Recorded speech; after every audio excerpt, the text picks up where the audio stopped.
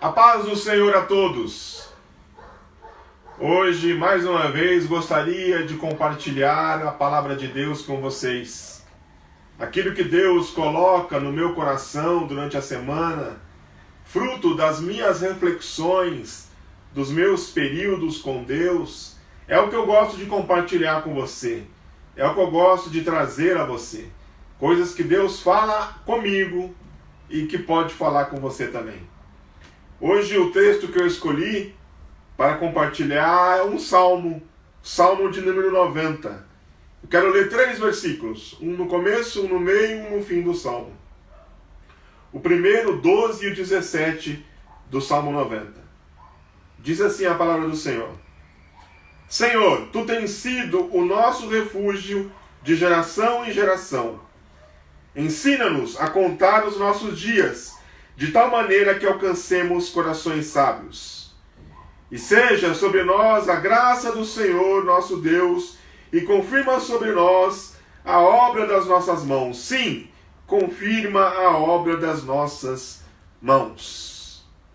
Meus irmãos, o salmo de número 90 é um salmo feito pelo servo do Senhor Moisés. Foi o único salmo que ele fez. Aí nós vemos o grande profeta de Deus, o grande líder de Israel, se aventurando na área do canto.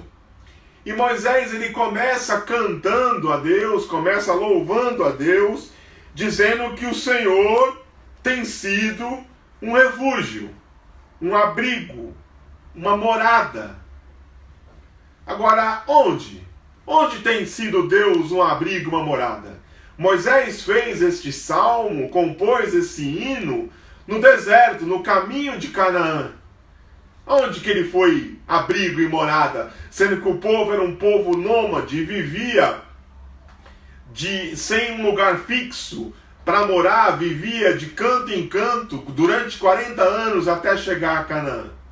E Moisés ainda diz mais, ainda diz, de geração a geração. Quando? Quando foi isso? Será que foi quando Deus chamou Abraão e disse para ele: sai do meio do teu povo, da tua parentela, para uma terra que eu ainda vou te mostrar? Será que foi assim que Deus foi abrigo, foi morada? Quando foi essa morada? Quando o neto de Abraão, Jacó, teve que descer com toda a sua família para o Egito, uma terra estranha, e lá eles ficaram durante 400 anos, até que Moisés pudesse libertá-los da opressão dos egípcios? A questão é justamente essa. O que Deus está dizendo? Ele está dizendo o seguinte: eu sou a casa de vocês, eu sou o abrigo de vocês, eu sou a morada de vocês. Vocês não têm nada aqui, eu sou o abrigo. Aquilo que valeu para os judeus na época do Antigo Testamento, continua valendo para nós cristãos de hoje. Só porque você tem um teto para morar, você acha que é diferente? Deus tem que ser o nosso abrigo. Deus tem que ser a nossa morada. Em tempos de tempestade, em tempos de adversidade, em tempos de pandemia, Deus continua sendo o nosso abrigo e a nossa morada. Bendito seja o nome do Senhor. Ele é o nosso abrigo. Então Moisés, ele começa a falar e a discorrer sobre a brevidade da vida, sobre como a vida é breve, como a vida é curta. E eu não estou dizendo, e Moisés não está dizendo, que a vida é curta numa vida vivida, por exemplo, numa criança de 5 anos. Não. Para Moisés, a vida que é curta é uma vida bem vivida, é uma vida de 80 anos ou mais. Moisés viveu essa vida. Moisés viveu uma vida plena. Veja, meus irmãos, depois do dilúvio, algo aconteceu com a terra. A expectativa de vida que existia antes do dilúvio, ela cai drasticamente após o dilúvio. Alguma coisa aconteceu na atmosfera terrestre que mudou o aspecto, a expectativa de vida dos habitantes. Se antes do dilúvio as pessoas viviam 700, 800, até 900 anos, quase 1000 anos, após o dilúvio, quem viver muito, mas viver muito mesmo, vive 120 anos. E Moisés teve essa vida. A Bíblia diz que Moisés viveu 120 anos bem vividos. Será? Será que foram anos bem vividos mesmo? Vamos ver. A vida de Moisés, ela pode ser resumida em 3 fases. A primeira fase da vida de Moisés é a fase onde ele viveu como filho da filha de Faraó. 40 anos ele viveu assim. A segunda fase da vida de Moisés é a fase que ele viveu cuidando das ovelhas no deserto. Mais 40 anos ele viveu assim. E a terceira e última fase da vida de Moisés é a fase que ele viveu na jornada no deserto, conduzindo o povo a Canaã. Mais 40 anos viveu assim, totalizando 120 anos. A primeira fase da vida de Moisés é uma fase que eu denominaria a fase vida louca da vida de Moisés. Ele viveu como uma pessoa poderia viver no máximo da sua vida na época. Moisés, como eu disse, era filho da filha de Faraó. Viveu na potência econômica, cultural da época que era o Egito. Viveu como um dos príncipes. Nada lhe foi negado. Tudo lhe foi dado. Tudo estava ao seu dispor. E Moisés absorveu a cultura do Egito, absorveu os costumes do Egito, absorveu a religião do Egito, a riqueza do Egito, tudo aquilo que o Egito tinha para oferecer, Moisés absorveu. Para os tempos de hoje, a vida de Moisés nessa época foi uma vida plena, uma vida de significado, uma vida de propósito. Moisés deixou o seu nome na história. Moisés foi alguém importante na cultura egípcia. Isso para a sociedade de hoje. Mas e para Deus? Será que Deus enxerga assim? Eu ouso dizer que Deus não enxerga assim. Que tudo isso que Moisés viveu para Deus não significou nada. Aí vem a segunda fase da vida de Moisés. Moisés mata um egípcio e precisa fugir e foge para as terras de Midian. E lá ele se casa com uma mulher e vai cuidar das ovelhas do seu sogro Jetro. E fica cuidando das ovelhas do seu sogro. Quanto tempo? 6 meses? Não, meus irmãos. 40 anos. 40 anos no anonimato do deserto. 40 anos entre ovelhas e arbustos. 40 anos na mais completa solidão. E aí você dizia, não, Moisés nessa época foi apenas mais um no mundo. Mais um como muitos outros.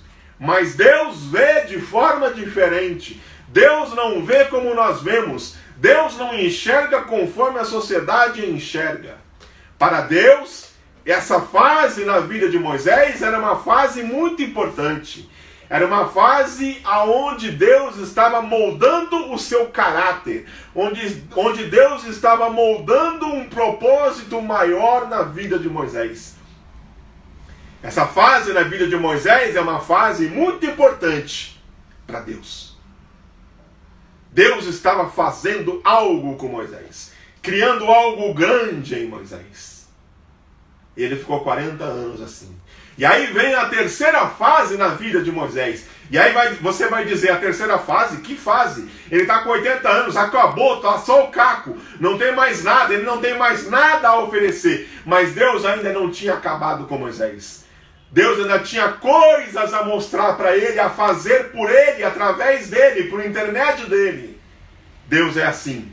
Quando tudo parece perdido, Deus ainda tem uma nova chance, uma nova oportunidade, uma nova proposta. Bendito seja o nome do Senhor.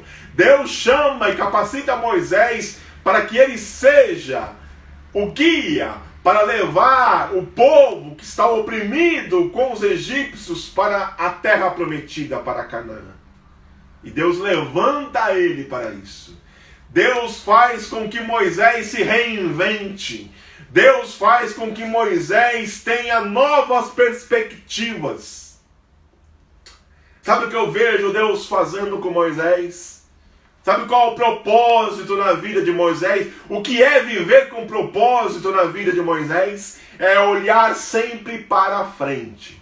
Viver com propósito é isso, meus irmãos e minhas irmãs. É olhar sempre para frente. É deixar de olhar para trás e olhar para frente. É deixar de achar que o tempo passado foi um tempo perdido. E olhar para frente, para aquilo que Deus está a fazer. Com Moisés foi assim. E Moisés é levado, é conduzir o povo para o Egito. E ele é levado nessa proposta, nesse propósito que ele cumpre. Deus quer fazer isso com você. Deus quer que você pare de olhar para trás. Deus quer que você olhe para frente. Deus quer que você pare de pensar que há tempo perdido na sua vida. Todo tempo tem um propósito determinado para Deus. Bendito seja o nome do Senhor. Pare de pensar que você perdeu tempo, que você tem vida perdida. Não, olhe para frente. O que você tem que fazer é procurar sempre, de uma certa forma, procurar sempre melhorar e ver o que Deus tem em cada período da sua vida. Se é período de você estar a sós, que você possa subtrair disso um maior relacionamento, um relacionamento mais íntimo com Deus, onde você vai se sentir maior e melhor com Deus. Bendito seja o nome do Senhor. E que esse tempo vai ser usado no futuro para uma grande coisa, para um grande propósito. Bendito seja o nome do Senhor. Foi assim com Moisés. Talvez essa seja a última pregação da pandemia. Talvez na semana que vem já estaremos voltando aos nossos cultos presenciais. Mas eu quero te dizer, olhe para frente. Pare de olhar para trás. Olhe para aquilo que Deus vai fazer. Deus não terminou os planos dele na sua vida ainda. Ainda existe um caminho a percorrer. Aprenda a contar os seus dias. Saiba que a vida é breve. Se você souber o quão breve é a vida, você vai encher o seu coração de sabedoria. Aprenda, como Moisés, a contar os seus dias. E saiba que Deus tem coisas ainda lindas preparadas lá na frente para você. Existe um caminho para percorrer ainda. Moisés, ele termina o salmo pedindo para que Deus confirme a obra das suas mãos. Você sabe que Deus te chamou? Você sabe que Deus te escolheu? Você sabe que essa escolha veio de Deus? Deus ainda há de confirmar a obra nas suas mãos. Essa tem que ser a nossa oração. Confirma, ó Deus, a obra das nossas mãos. A vida é muito breve para você ficar olhando para trás.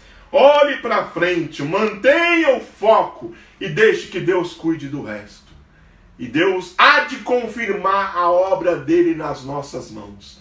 E aqueles tempos que você pensou que foram perdidos, que foram nada, que não significaram nada, você vai ver que significaram muito sim nos planos de Deus. Que para tudo isso Deus tem um propósito, um objetivo de nos levar aonde Ele quer que possamos ir, para que estejamos no lugar onde Ele quer que estejamos.